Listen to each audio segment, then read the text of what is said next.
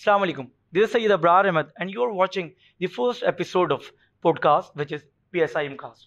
PSIMcast basically a series of podcasts where the healthcare professionals from Pakistan Society of Internal Medicine share their experiences in and beyond the medical space, which is fulfill the promise a healthier society. आज के जो हमारे साथ मेहमान मौजूद हैं, यकीनन वो इंटरनल मेडिसिन की जानी पहचानी शख्सियत हैं। आप Pakistan society of internal medicine के जनरल सेक्रेटरी भी हैं। हम उनके बेहद मशकूर हैं कि उन्होंने अपने बिजी स्केड्यूल में से आप नाजरीन के लिए टाइम दिया। जी हाँ, मैं बात कर रहा हूँ डॉक्टर सोमिया इक़्तिदार की। अस्सलाम वालेकुम डॉक्टर साहिबा, कैसी हैं आप? एंड बहुत बहुत शुक्रिया। वालेकुम अस्सलाम and thank you so much for inviting me. It's a pleasure to be here. Thank you so much and welcome. कोई मर्ज होता है तो वैसी तकलीफ में वो खुद भी होते हैं और उनके घर वाले कितने तकलीफ में होते हैं। उसमें सिंसियरिटी कितनी इंपॉर्टेंट है, क्योंकि आप तो फ्रंट लाइन सोल्जर थी कोविड-19 में, और डेंगू की तो आप माशाल्लाह मास्टर ट्रेनर हैं पूरे पंजाब की। तो सिंसियरिटी कितनी इंपॉर्टेंट है और डायबिटीज़ में ये सिंसियरिटी कब आएगी हमारे? देखिए, सिंसेरिटी बीमारी में नहीं, सिंसेरिटी तो लाइफ में बहुत इम्पॉर्टेंट है। आई थिंक जब तक आप किसी भी मिशन में, किसी भी असाइनमेंट में सिंसियर नहीं होते तो आप उसका हक अदा नहीं करते। सो सिंसेरिटी तो बहुत इम्पॉर्टेंट है, डॉक्टर के पार्ट पे भी और पेशेंट के पार्ट पे भी। अब बीमारी ने तो आपको पकड़ लिया है और जकड़ लिया है, और डायबिटीज़ तो ऐसी है जो हर गुजरते दिन के साथ जिसके फिगर्स जो हैं वो they are on the rising trend. आपको पता है Pakistan is on number 3 now in the world, जहाँ पे डायबिटीज़ की शरह सबसे ज़्यादा है। And this is not something to be proud of. मतलब इतनी तेज़ी से जो हमने फिगर्स अचीव 2045 में प्रिडिक्टेड था कि वी विल बी नंबर 3, वो हमने विद इन फ्यू ईयर्स वो हमने अचीव कर लिया और स्टिल ग्रोइंग। हाँ, जिस रेस में हम चाहते हैं कि हम पीछे रह जाए, उसमें हम सबसे आगे जा रहे हैं। और फिर हम लो और मिडिल इनकम कंट्रीज़ वाले ग्रुप में आते हैं जिनका हेल्थ केयर बजट इतना नहीं है, इतना एक्सपेंडिचर नहीं है आपके हेल्थ केयर के ऊपर। तो ऑब्वियसली हमें इंडिविजुअल लेवल पर भी बहुत ज़्यादा कोशिश करने की ज़रूरत है।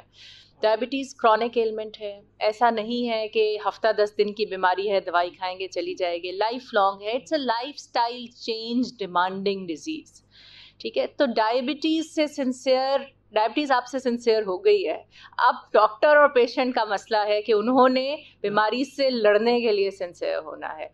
सो आई थिंक कि डॉक्टर्स को ऑन देयर पार्ट मरीज़ को साथ लेके चलना है कि किस तरह उनको मोटिवेट करना है to adopt these lifestyle changes, because they are the cornerstone of management.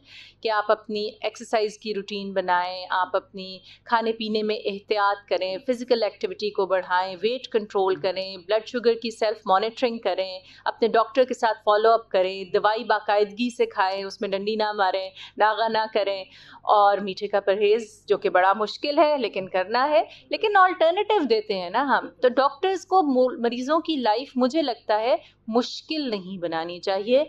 उनके लाइफस्टाइल के मुताबिक हर बंदे की डिमांड और रिक्वायरमेंट डिफरेंट होती है, उसके मुताबिक उसको गाइड कीजिए, उसको बताइए। और अगर आप एक पार्टनर डिसीजंस के साथ चलेंगे तो वो हमेशा सक्सेसफुल होता है।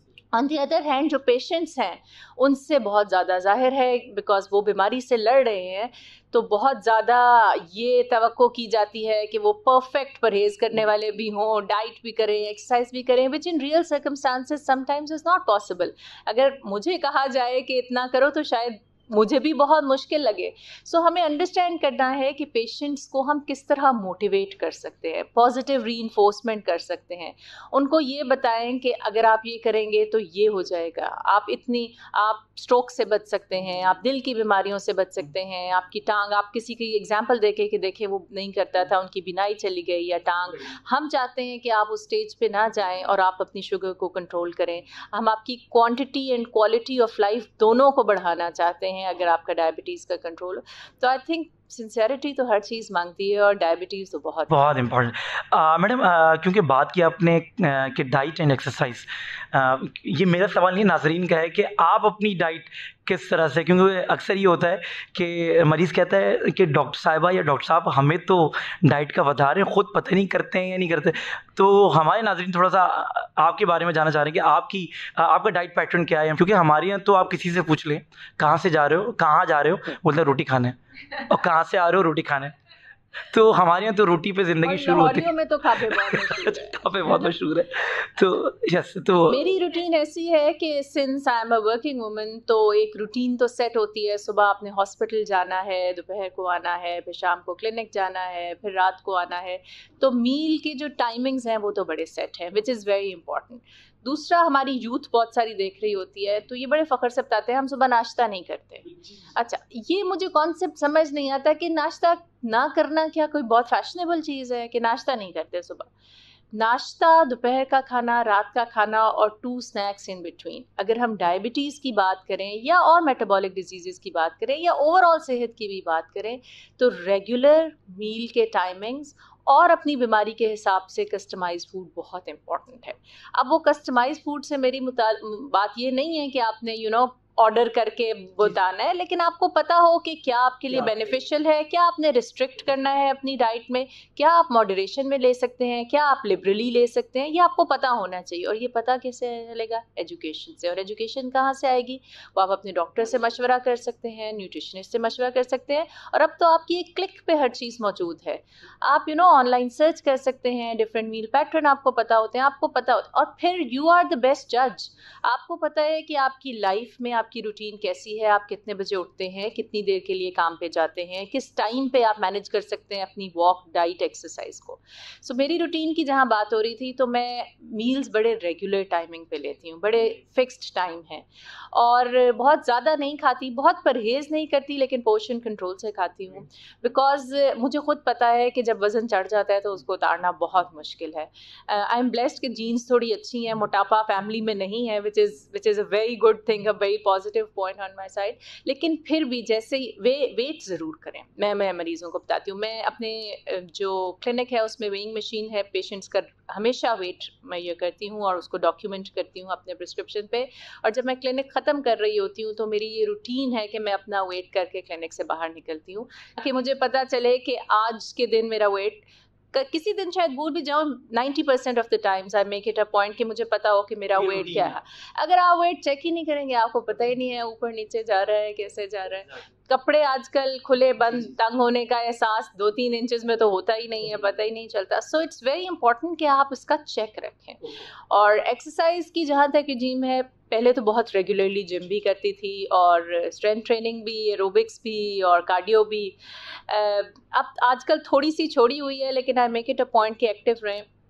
हाँ, लेकिन जिम बहुत अच्छा है। अगर जिम नहीं कर सकते, वॉक करें, वॉक करने जा नहीं सकते, घर में करें, कुछ भी करें। 15 से 20 मिनट्स आपका इनिशियल टाइम होना चाहिए जो आप अपने लिए दें, और उसको फिर बिल्डअप करके 30 मिनट्स, 40-45, जितना आप कर सकते हैं। अक्सर मैडम एक्सरसाइज की जब बात होती है तो ख़वातीन ये कहती हैं कि हम तो आप लोगों की खिदमत में लगे रहते हैं सारा दिन। आप जाते हैं, हम आपको बना के दे रहे होते हैं खाने, फिर आपको लंच सर्व करना है बच्चों को, इतने में बच्चों के आने का टाइम हो जाता है, फिर जब आप लोग आ रहे होते हैं ऑफिस से तो हम फिर दोबारा आप लोगों की खिदमत में।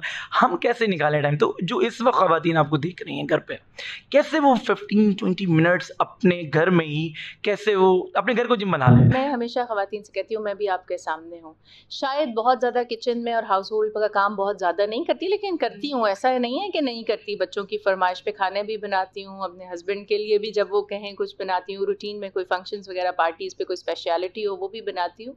लेकिन all day I am working since 6:30 AM in the morning till 10:30-11 at stretch आप काम कर रहे होते हैं, जिसमें हॉस्पिटल है, बच्चों का पिक एंड ड्रॉप है, स्कूल है, उनको पढ़ाना है, फिर क्लिनिक है, फिर घर को देखना, मैनेज करना है, और फिर अगले दिन की तैयारी करके। सो इट्स, अगर हम टाइम निकाल सकते हैं तो आप भी निकाल सकते हैं।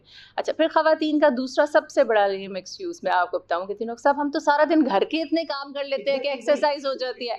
अच्छा, अब अगर आपने किचन में खड़े होके खाना बना लिया या रोटी, कितनी आपकी कैलोरीज बिल्ड होती, कितनी कैलोरीज आप बर्न कर लेते हैं? कोई बर्न नहीं हो रही होती। अगर आपने बैठ के सब्जी बना ली है तो कितनी कैलोरीज बर्न हो गई है? अच्छा, आप 15-20 मिनट्स अपने मोबाइल पे ज़रूर लगा सकते हैं, फेसबुक भी चेक कर सकते हैं, अपनी फ्रेंड से बातें भी कर सकते हैं, टर्किश ड्रामे भी देख सकते हैं, लेकिन जब एक्सरसाइज की बात होती है तो हमारे पास टाइम नहीं होता।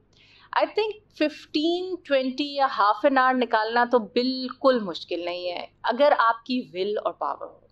अच्छा, सो आई टेल, पर फिर बहुत ख़वातीन को कुछ ऐसे भी मसाइल होते हैं कि कोई जिम जाने वाला नहीं है, हमारे घर के पास कोई पार्क नहीं है, घर में इतनी जगह नहीं है, तो बहुत सिंपल, जिसने करना है उसने रास्ता ढूंढ लेना है। मैं उनको ये बताती हूँ, आपके घर में सीढ़ियाँ हैं, 20 दफ़ा सीढ़ियाँ ऊपर नीचे तेज ऊपर नीचे चढ़ा करें, स्टेपिंग हो जाती है उससे। आपके पास स्किपिंग रोप है, आप अब स्किपिंग कर लिया करें, उससे बहुत अच्छी एक्सरसाइज हो जाती है। घर की छत के ऊपर वॉक कर सकते हैं, साइकिल घर में खड़ी करके साइकिलिंग कर सकते हैं। सो आपको स्पेस का भी इशू नहीं है, आपको कोई लेविश इक्विपमेंट भी नहीं उसके लिए चाहिए। आप खड़े होके ही रनिंग कर सकते हैं, उससे आपकी कैलोरीज बर्न होती है। लेकिन खड़े होके रोटी बनाना, खड़े होके सब्जी बनाना, या फिर बैठ के आपने जो है या बर्तन धोना, या जो हाउस होल्ड वर्क्स होते हैं, या डस्टिंग कर ली या कुछ इस तरह, आप उनको एक्सरसाइज में काउंट नहीं कर सकते हैं, क्योंकि उसमें आपकी कैलोरीज बर्न नहीं होती।